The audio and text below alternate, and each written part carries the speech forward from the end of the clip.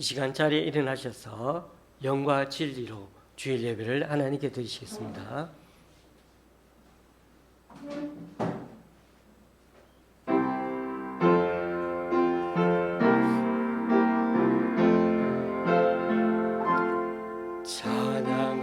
찬양하라 내 영혼아, 찬양하라 내 영혼아,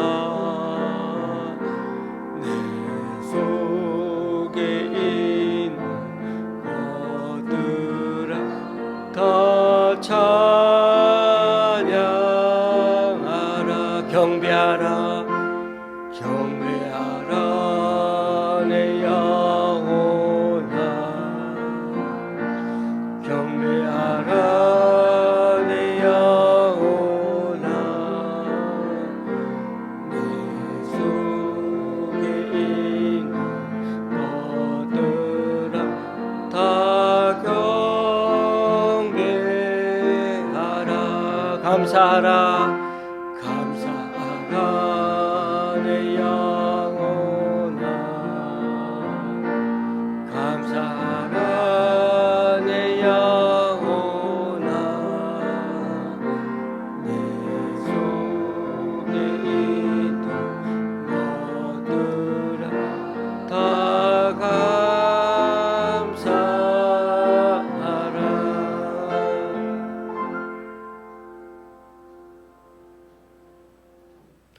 여호와여, 주는 나의 방패시오 나의 영광이시오 나의 머리를 드시는 자이시니이다.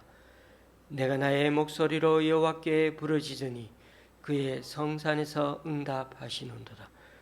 구원은 여호와께 있사오니 주의 복을 주의 백성에게 내리소서. 아멘. 사도신경으로 주님께 신앙 고백 올려드립니다. 전능하사 천지를 만드신 하나님 아버지를 내가 믿사오며 그 외아들 우리 주 예수 그리스도를 믿사오니 이는 성령으로 잉태하사 동정녀 마리아에게 나시 본디오 빌라도에게 고난을 받으사 십자가에 못 박혀 죽으시고 장사한 지 사흘 만에 죽은 자 가운데서 다시 살아나시 하늘에 오르사 전능하신 하나님 우편한 자 계시다가 저희로서 산자와 죽은 자를 심판하러 오시리라. 성령을 믿사오며 거룩한 공예와 성도가 서로 교통하는 것과 죄를 사하여 주시는 것과 몸이 다시 사는 것과 영원히 사는 것을 믿사옵나이다. 아멘. 자리에 앉으셔서 찬송 6장 하나님께 찬양 드리시겠습니다.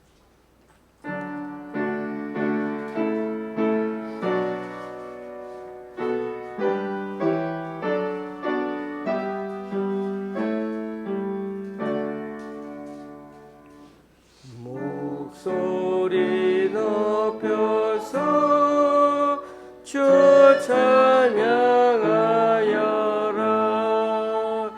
영광과 권세와 존귀와 위엄은 오늘이 다스리시는 만왕의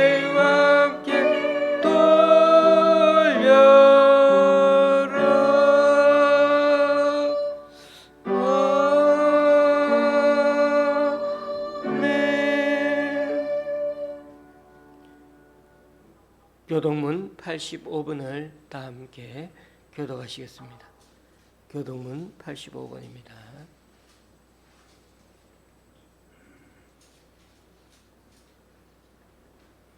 사랑하는 자들아, 우리가 서로 사랑하자.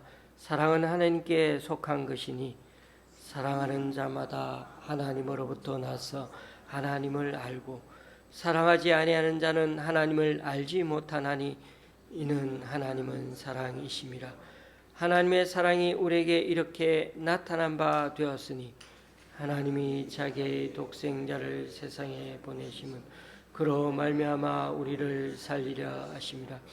사랑은 여기 있으니 우리가 하나님을 사랑한 것이 아니요 하나님이 우리를 사랑하사 우리 죄를 속하기 위하여 화목 제물로 그 아들을 보내셨습니다.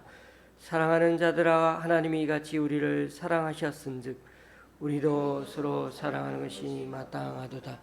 어느 때나 하나님을 본 사람이 없어되 만일 우리가 서로 사랑하면 하나님이 우리 안에 거하시고 그의 사랑이 우리 안에 온전히 이루어지느니라. 아멘. 찬송가 289장입니다.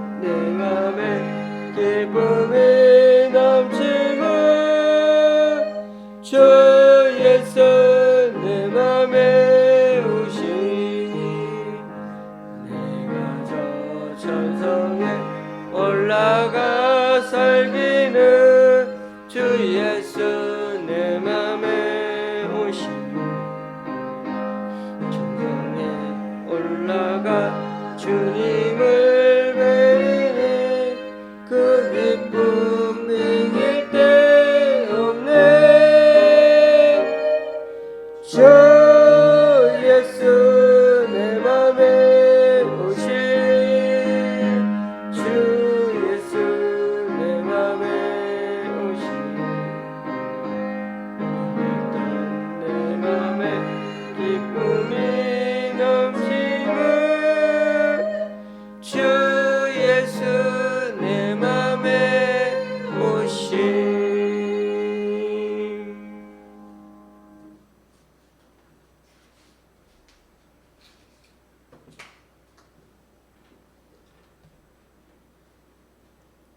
사랑하는 하나님 아버지, 은혜를 감사드립니다.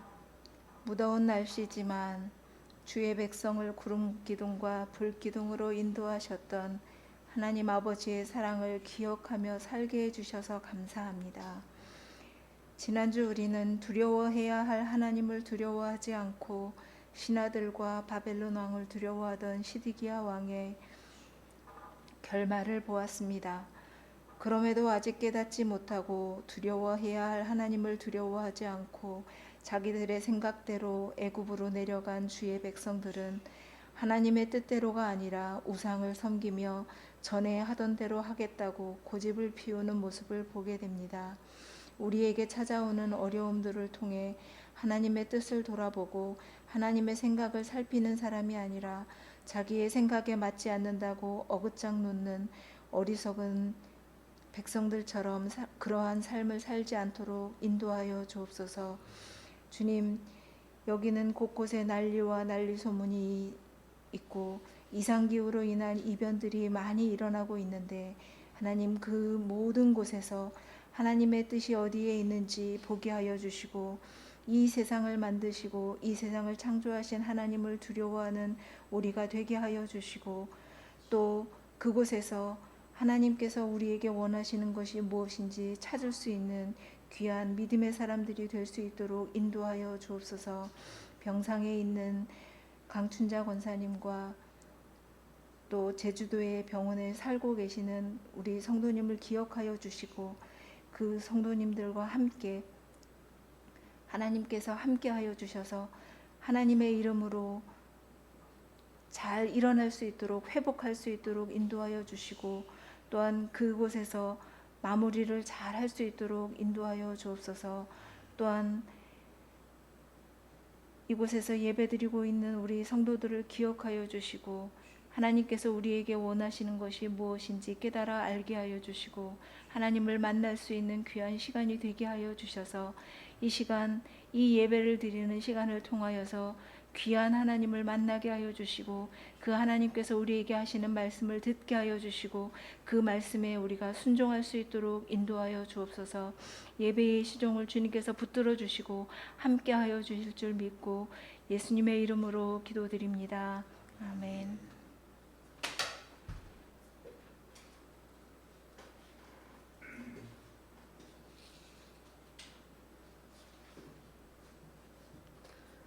오늘 우리에게 주시는 하나님의 말씀은 예레미야 44장 20절에서 23절까지입니다. 제가 가지고 있는 구약 성경은 1124쪽입니다. 예레미야 44장 20절에서 23절 4절입니다. 예레미야 44장 20절에서 23절까지 교독하실 때 제가 먼저 읽겠습니다. 예레미야가 남녀 모든 무리 곧 이 말로 대답하는 모든 백성에게 일러 이르되 너희가 너희 선조와 너희 왕들과 고관들과 유다 땅 백성이 유다 성읍들과 예루살렘 거리에서 분향하는 일을 여호와께서 기억하셨고 그의 마음에 떨어놓은 것이 아닌가. 여호와께서 너희 악행과 가증한 행위를 더 참을 수 없으셨으므로 너희 땅이 오늘과 같이 황폐하며 놀랭과 저주거리가 되어 주민이 없게 되었나니 너희가 분향하여 여호와께 범죄하였으며 여호와의 목소리를 순종하지 아니하고 여호와의 율법과 법규와 여러 증거대로 행하지 아니하였으므로 이 재난이 오늘과 같이 너희에게 일어났느니라. 아멘.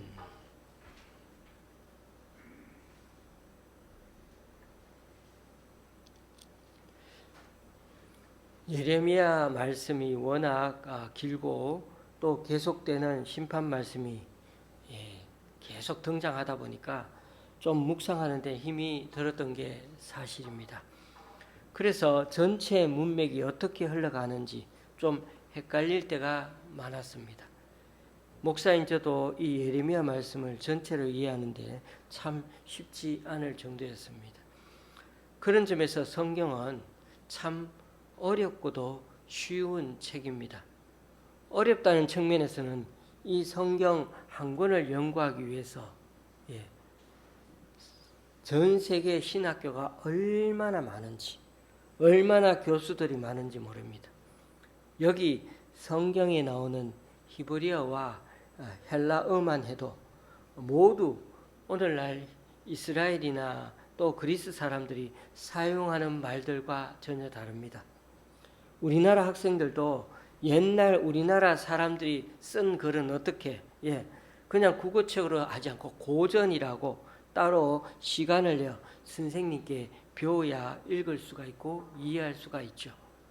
성경이 그래도 쉽다는, 그래서 우리가 이 한편으로 성경은 히브리어와 헬라어, 그것도 고대어로 되어 있기 때문에 이해하기가 참 힘듭니다. 그러나 또 한편으로 성경이 그래도 쉽다는 측면에서는 이 성경을 다 읽지는 않아도 이 성경을 사람들을 통해 소문으로만 들어도 하나님의 구원이 임한다는 것입니다. 그렇게 정확지도 않은 소문만 듣고 찾아온 수많은 사람들이 예수님에게 구원을 받았던 장면이 복음서에는 참 많이 등장합니다. 우리가 전하는 사형리, 네 가지 영적 지식, 이것만 잘 전해도 사람들은 구원을 받습니다. 첫 번째, 하나님은 당신을 사랑하시고 당신을 위한 놀라운 계획을 갖고 계십니다. 두 번째, 그러나 인간은 죄에 빠져 하나님과 분리되었습니다. 그 결과로 우리의 삶을 향한 하나님의 놀라운 계획을 알 수 없게 되었습니다.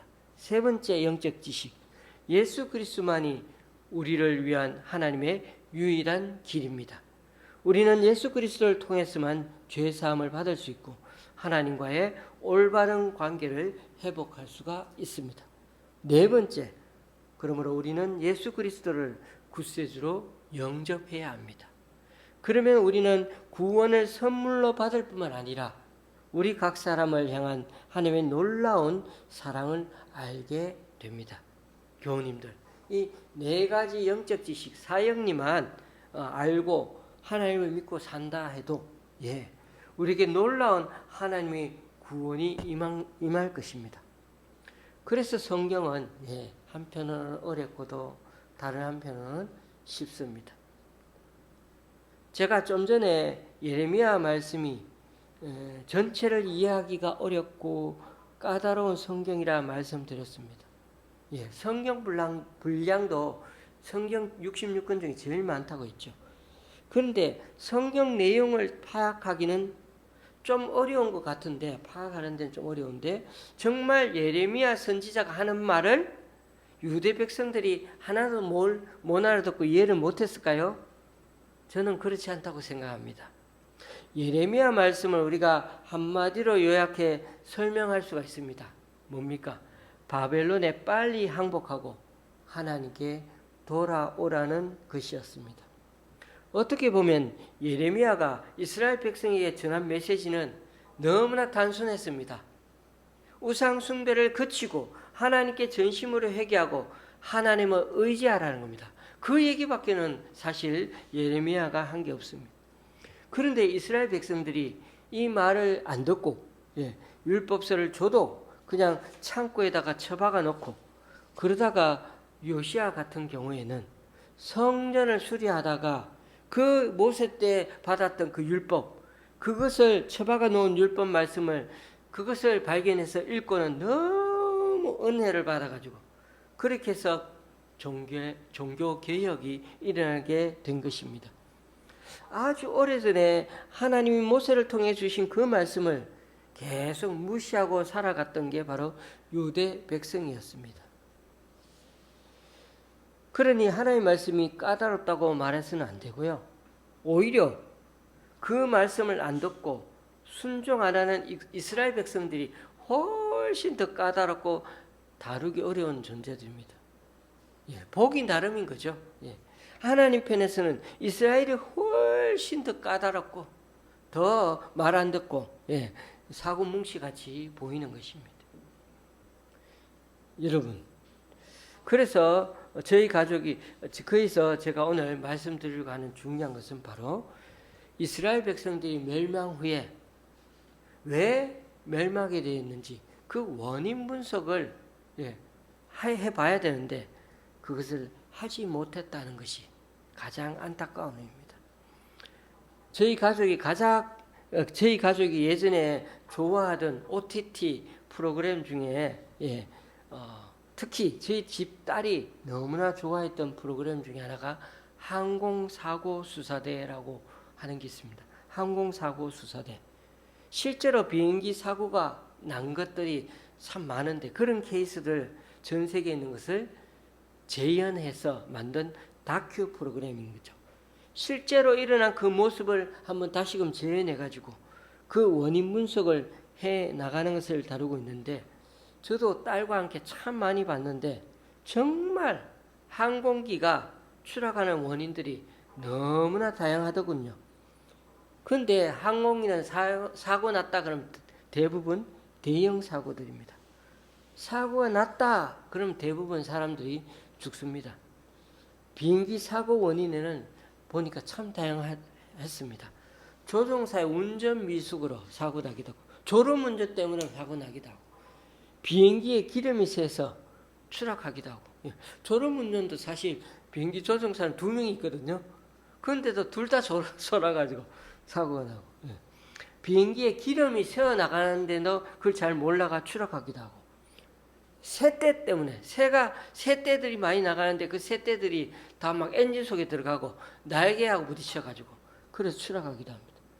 비가 너무 많이 오거나 가끔씩 천둥번개가 맞아가지고 또 안개가 너무 많이 끼어가지고 산을 잘 못 봐가지고 부딪히기도 하고 바람이 너무 세게 불어가지고 추락하기도 하고 심지어는 정비를 제대로 못해가지고 나사 하나 제대로 그 나사 때문에 제대로 교체하지 못해가지고 추락하는 경우도 있었습니다. 거기에 보면 진짜 사고 난 이유들이 얼마나 다양한지 모릅니다. 그런데 교우님들, 북이스라엘이 기원전 722년에 아수르에 망하고 남유다도 BC 586년에 바벨론에 의해 무너졌습니다. 이스라엘 백성들이 여러 번에 걸쳐서 애굽에도 잡혀가고 바벨론에게도 계속 잡혀가고 유대인들은 그러다가 나라를 잃었지만은 아직도 그 원인을 제대로 분석 못하고 나라를 망했는데도 여전히 원인 분석에 실패한 것입니다. 원인 분석을 실패하면 당연히 다시 나라를 새로 세울 수가 없는 겁니다. 오늘 주제가 바로 이것입니다. 이스라엘이 멸망당했는데도 여전히 그 문제의 근원에 접근조차 못하고 있다는 게 가장 답답하다는 사실입니다. 무엇이 잘못되었는지 알면 그나마 다시 시작할 기회가 주어지기만 한다면 그러면 그래도 희망이 남아있는 것이 아니겠습니까? 하나님은 이스라엘을 멸망시키셨지만은 그렇다고 모든 걸 다 끝낸 것은 아니었죠. 포로로 잡혀간 그 기간 동안 70년을 하나님은 원인을 분석해보는 시간으로 이스라엘 백성들에게 그렇게 기회를 주셨습니다. 그런데 여러분 오늘 말씀을 잘 들여다보시면 제가 어제 큐티를 하면서 오늘 본문 말씀까지 아예 그냥 함께 묵상해 버렸습니다. 제가 일부러 그랬던 건 아닌데 오늘 말씀을 묵상해 보니까 좀 필요했던 것 같습니다. 오늘 우리가 읽은 내용은 너희들이 예루살렘에 하늘 여왕에게 제사 지내고 분향하던 그 모습을 하나님이 지금도 낱낱이 기억하고 있다는 겁니다. 너희들이 얼마나 우상 숭배를 이스라엘에서 그래 예루살렘에서 하고 하나님을 믿는다 그러면서도 우상도 숭배하는 그 가증한 행위 때문에 이렇게 너희들이 재난을 당하고 멸망으로 심판을 당했는데 제발 너희들이 그 원인 분석을 제대로 해보라고 하십니다. 그런데 이 원인 분석을 제대로 못했다는 것을 어디서 알 수가 있습니까? 오늘 본문 바로 앞에 보면 이스라엘 백성들이 애굽에 와서도 하늘 여왕을 섬기는 데서 찾아볼 수가 있습니다. 지금 예레미야는 애굽 땅 다바네스에 억지로 끌려와서 살고 있습니다.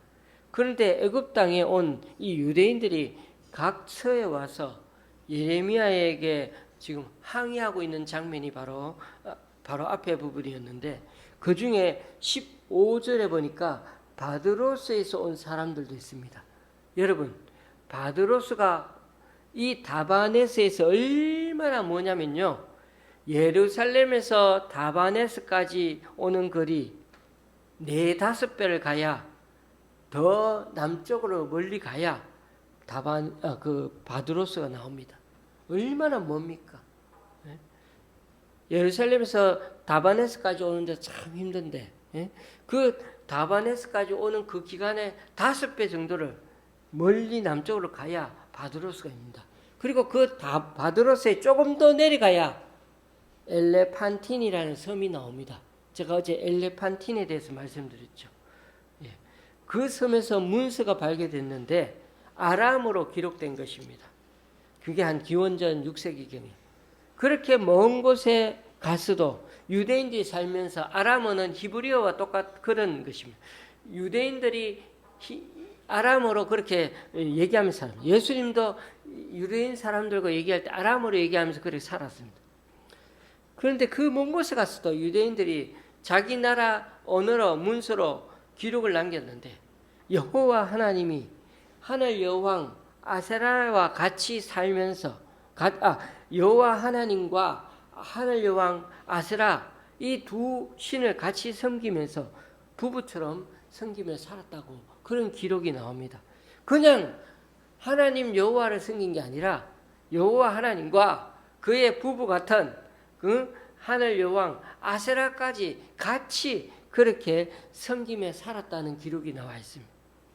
지금부터 2500년 얘기니까 우리가 정확하게 다 그 기억 찾아가서 알 수는 없지만은 추측하건대 그 근처에 살던 사람들까지, 바드로스 밑 근처에 있던 이 엘레판틴에 살던 그 히브리 사람들까지 어떻게 보면은 그 다반에서 그 먼 거리를 찾아와서 어떻게 얘기했다고요? 예레미야를 찾아와 항의하면서 자신들은 예루살렘에서 그렇게 하늘 여왕까지 섬기고 왔는데 이 애굽에서도 하늘 여왕을 섬기며 제사드리며 앞으로 살아갈 거라고, 오히려 하늘 여왕에게 제사를 그만두는 바람에 우리들에게 불운이 생기고 재난이 찾아와고 기근이 생기고 전쟁 침공을 당했다고 그렇게 말하는 장면이 바로 15절에서 18절, 19절까지입니다. 여러분, 이들이 얼마나 하나님에 대한 신앙을 왜곡해서는 완전히 미신을 믿듯이 지금도 제사를 지내고 있습니다. 하나님을 남성신으로 여기고 아세라신을 하늘 여왕 여성신으로 해서 마치 바알과 아세라처럼 그렇게 여호와 하나님과 섬기고 하늘 여왕을 섬기고 있는 이들이 애굽 땅에 와서까지 그렇게 하는 모습이 남아 있었다는 것입니다. 여러분, 그 습관과 전통이 여기에까지 계속되고 있으니 하나님 마음이야 얼마나 답답하고 상하시겠습니까?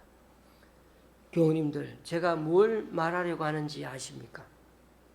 하나님은 가장 긴 성경 말씀처럼 예레미야에게 그토록 가장 길게 계속 반복해서 경고하고 심판의 말씀을 전해주셨는데도 여전히 알아듣지 못했던 게 바로 이스라엘 백성들이고 우리들 자신이라는 것입니다. 저와 여러분이나 저와 똑같이 예전에 팽이를 갖고 놀아본 적이 한두 번은 있을 것입니다. 요즘에는 팽이 장난감이 아예 만들어져 나오죠. 플라스틱 같은 거로, 그죠? 그래서 팽이 돌리는 기계도 다 따로 있어서 꼽으면은 팽이 기계로 다 돌릴 수가 있습니다. 그런데 우리가 자랄 때만 해도 그렇지 않았죠. 팽이채가 있었죠.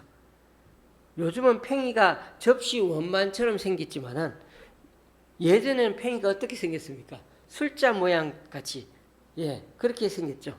그러니까 술잔 모양 같이 그렇게 나무를 깎아서 만들었습니다.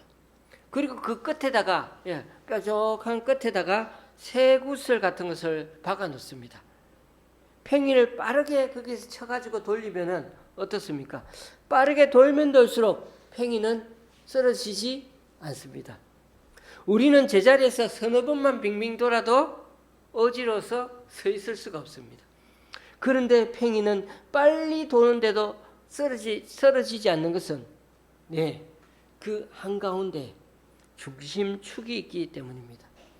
그래서 팽이가 아주 빨리 돌아도 중심축이 있으면 마치 팽이가 잠자는 것 같이 되는 모습을 아실 겁니다. 그래서 우리가 열심히 팽이를 돌려가지고 팽이가 존다 그러잖아요. 팽이가 졸고 있으면 그기가 참 저는 조용히 도는 거 보면서 선거 같은데 조용히 돕니다. 이스라엘 백성들은 이 팽이가 존다는 말을처럼 이렇게 무기 중심이 있는 것처럼 산 것이 아니었습니다. 늘 흔들렸습니다. 무게 중심이 아주 잘 잡힌 팽이는 회전력에 의해서 돌면 돌수록 아주 고요하게 잠자듯이 그 자리에 가만 서 있는 듯이 보입니다. 그런데 이스라엘 백성들은 나라가 폭삭 망하면서 잠시 그다랴 총독과 함께 정말 이상적인 나라를 한번 재건해 보기 위해서 얼마나 노력했습니까? 그래서 5년 동안은 미스바에서 참 많은 노력을 해가지고요. 각 나라에 흩어졌던 사람들도 잘 살아보자, 한번 해보자. 그래서 지도자들과 사람들까지 다 돌아와서는 참 우리나라의 새마을 운동처럼 그렇게 의욕적으로 잘 시작했습니다. 그때 그 구심점이 바로 그다라를 중심으로 하나님의 신앙을 회복하자, 다시 하나님께 돌아가자, 이런 마음으로 그렇게 해가지고 정말 예레미야 선지자도 이 개혁 운동에 잠시나마 기대감을 가졌습니다.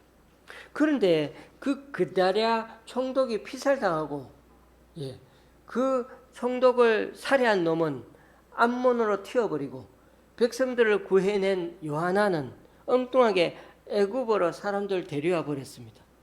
이처럼 한번 중심을 잃은 팽이는 어지럽게 맴돌다가 결국은 자빠지고 마는 것입니다. 아무리 몸부리쳐도 자빠지고 맙니다. 외발로 서서 잠을 자듯이 중심을 잡고 있던 그 팽이는 아무리 바빠고 열심히 돌아도 정신없어도 그래도 안정함 있게 중심을 잡고 전혀 다르게 그렇게 서 있습니다. 여러분, 여기 팽이의 교훈처럼 우리 개인도 가정도 나라도 다 마찬가지입니다. 한번 중심을 잃어버리면 어처구니 없는 모습으로 꼬꾸라지고 맙니다. 중요한 것이 무엇입니까? 그만큼 중심축이 얼마나 중요한지 모릅니다. 이스라엘 백성들은 그 중심축이 무너지니까 여기 애굽에 와서도 여전히 그렇게 살아갑니다. 바벨론을 피할 수는 있었는지 몰라도, 현실의 급한 불은 껐는지 몰라도 그 대신 중심축을 다시 회복하지 못하니까 남들 사는 것과 전혀 다를 바 없이 살다가 끝내버리는 인생인 것입니다. 저와 여러분의 인생 가운데 중심축은 무엇입니까? 이 중심축이 무너지면 우리는 이 세상 사람들과 별반 다를 바 없는 존재라는 것을 기억하십시다. 오늘 설교 제목이 재난이 너희에게 라는 제목입니다. 재난이 너희에게. 제발 지금까지 너희에게 내려진 이 재난이 무엇 때문인지 제대로 묵상해 보라는 것입니다. 부모에게 자식이 매를 맞았는데요. 매를 맞는데요. 아픈 것만 계속 생각하고 왜 맞는지를 모르는 것과 똑같은 모습입니다. 유대인들은 때리는 매가 너무 힘들어 피해왔습니다. 뭐 그럴 수 있습니다. 그러나 왜 이렇게 맞고 있는지는 제대로 알아야 하지 않겠습니까? 이 원인 분석에 실패하면 집에 못 들어갑니다. 엄마 얼굴 못 봅니다. 애굽에 와서도 또 그렇게 고생하다가 이제는 그 중심축마저 잃어버리고 진짜 애굽 사람들 같이 되어 살다가 망해버리는 인생이 되었습니다. 교우님들, 지금 우리가 살아가는 세상은 너무나 빠르게 돌아갑니다. 나이 80이 넘으면 제일 힘든 것 중 하나가 뭔지 아십니까? 외워야 할 번호가 너무 많다는 것입니다. 여러분 집에 들어가려면 비밀번호를 알아야 됩니다. 어떤 집은 한 개지만은 어떤 집은 같이 살면은 그 현관문까지 들어가야 되니까 2개 번호를 눌러야 됩니다. 교회를 들어오려도 번호를 알아야 하고요. 핸드폰을 열려고 해도 번호를 누르든지 아니면 얼굴을 갖다 대가지고 하든지 번호를 이렇게 그려서 넣든지 해야지 되죠. 저 정도 나이가 되어도 얼굴을 열면 되는데 7, 80대 되시는 어른들은 핸드폰을 눌러야 되는데 아니면 그려야 되는데 까먹을 수도 있다는 것입니다. 은행 거래를 하려고 해도 이메일에 들어가려고 해도 도서관에 책을 빌리려고 해도 다 비밀번호가 필요합니다. 관공서에 들어가서 서류를 떼려 해도 다 비밀번호가 있어야 합니다. 이만큼 세상은 복잡하고 점점 새로운 기술로 너무나 편리해지면서도 그만큼 빨리 변화하고 또 많은 사람들이 도태될 수 있는 세상이 지금의 세상입니다. 이런 세상에 살아간다는 게 저 자신도 사실 좀 버거워지고 때로는 막 무서워집니다. 잘못 핸드폰 클릭하면은 그냥 막 보이스 피싱 때문에 돈을 잃었다는 사람이 제 주위에 얼마나 많은지. 이럴 때일수록 우리가 정말 바로잡고 있어야 하는 것은 중심축입니다. 아무리 이 세상이 팽이처럼 빠르게 돌아가는 일상이라고 해도요. 우리에게 중심축이 있으면은 우린 그 빠른 세상 속에서도 진정 평화와 고요를 누릴 수가 있는 것입니다. 저와 여러분에게 있어서 인생의 중심축은 무엇입니까? 호세아 선지자는 이렇게 외쳤습니다. 오라, 우리가 여호와께로 돌아가자. 여호와께서 우리를 찢으셨으나 도로 낫게 하실 것이요 우리를 치셨으나 싸며 주실 것입니다. 그러므로 우리가 여호와를 알자. 힘써 여호와를 알자. 그의 나타나심은 새벽 빛같이 어김없나니 비와 같이 땅을 적시는 늦은 비와 같이 우리에게 임하시리라. 나는 인애를 원하고 제사를 원하지 아니하며 번제보다 하나님을 아는 것을 원하노라.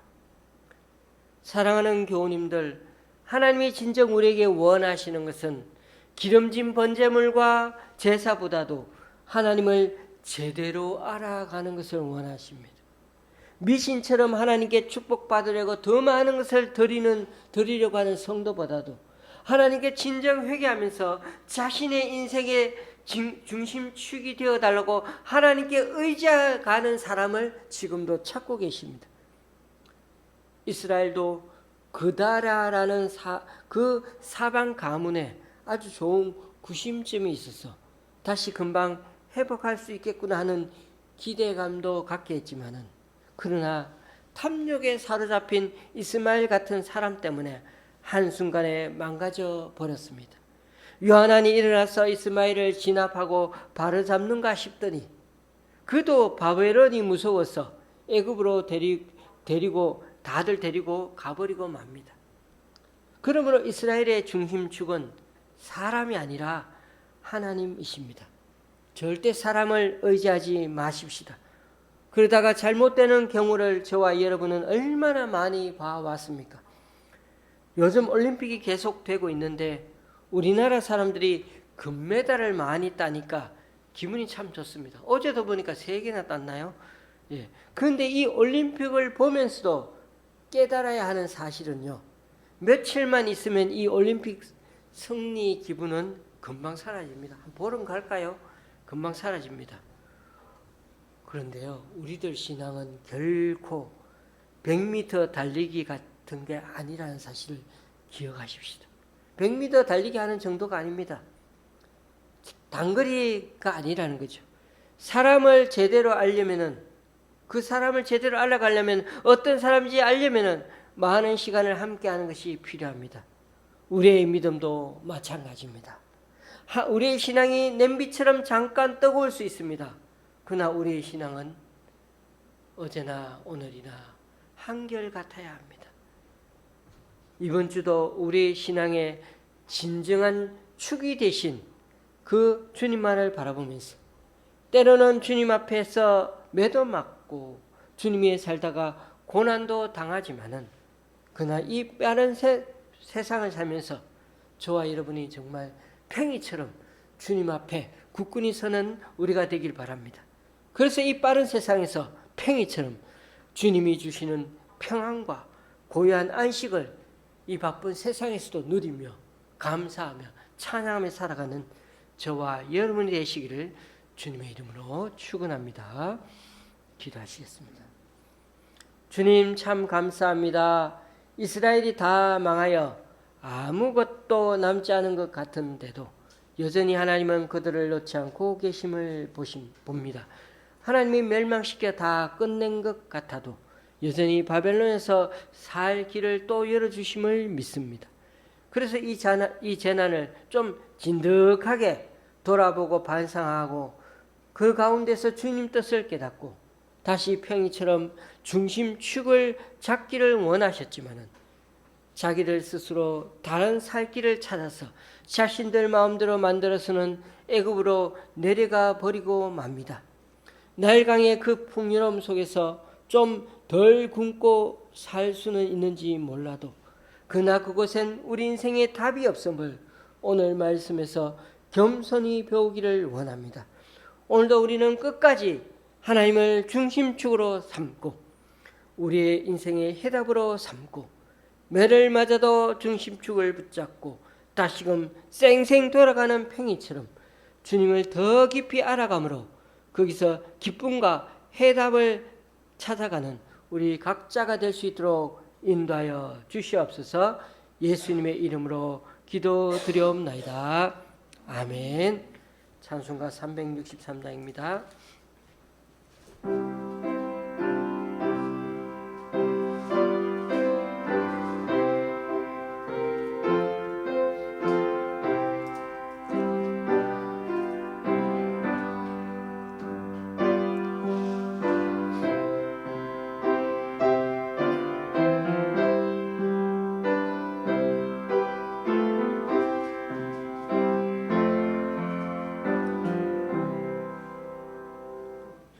내가 깊은 곳에서 주를 불러 아뢰니 주여 나의 간구를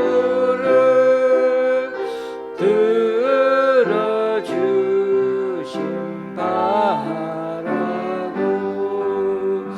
보좌 앞에 나가니 은혜 내려 주소서. 주가 죄를 살피며 너가 누이 서리요. 오직 주만 모든 죄 용서하여 주시니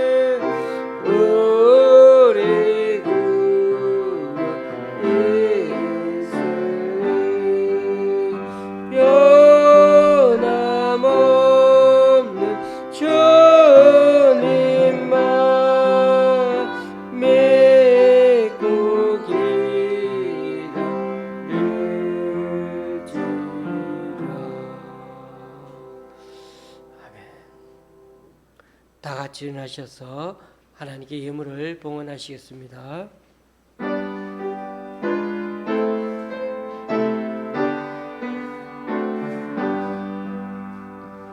나의 복 드리니 주여 받아주셔서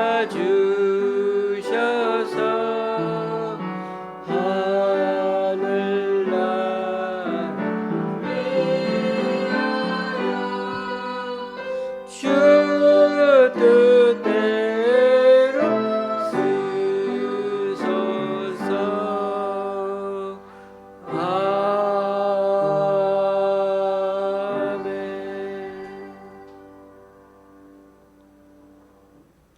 주님, 오늘 이 시간 주님 앞에 나와 각자 이런 모양으로 드린 헌금들 기뻐 받아 주시고 쓰이는 곳마다 귀한 결실 맺을 수 있도록 크신 은총으로 덧입혀 주옵소서.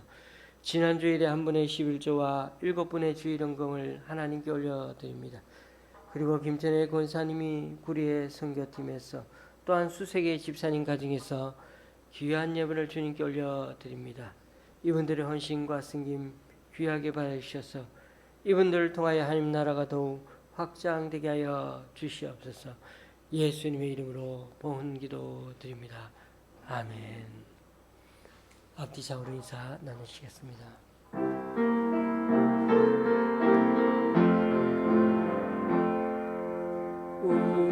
우리에게 향하신 여호와의 인자하심이 크고 크도다 크시도다 크고 크도다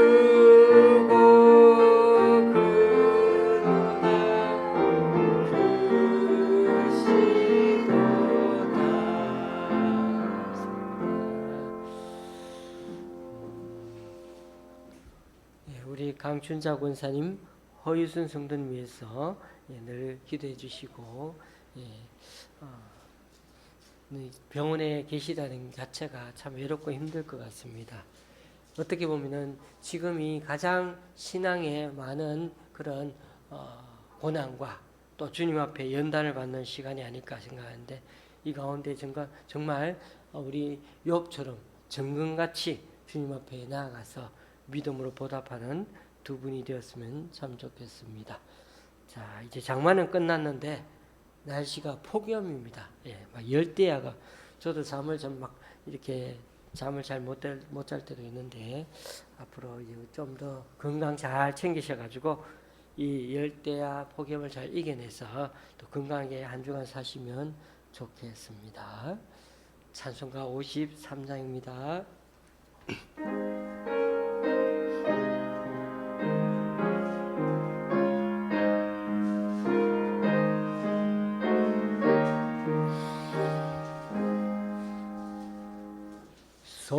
성전을 떠나가기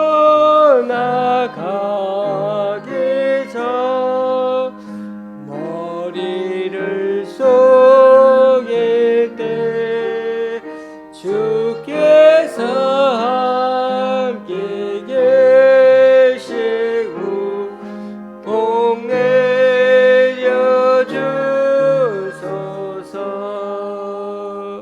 집으로 돌아가는 게 주동행하시고 내 모든 언행 심사를 다 제겨주소서. 조국한 날이 다가고 저녁이 되도록 주리 맘에 배배사 늘 계시옵소서.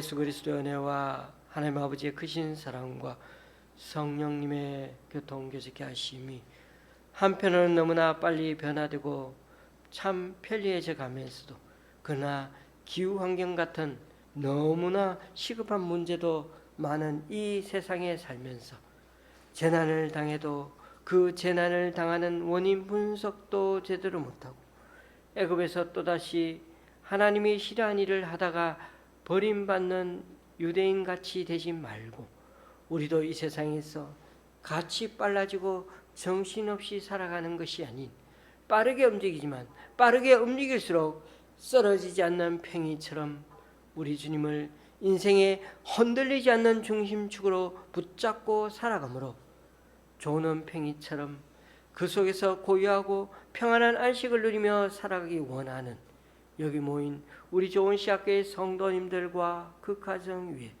병원에 계신 우리 강춘자 권사님과 허유순 성도님 위에 또 여러 사정으로 교회에 나오지 못하는 성도님 위에 이제부터 영원히 함께 하시기를 간절히 축원하옵나이다. 아멘.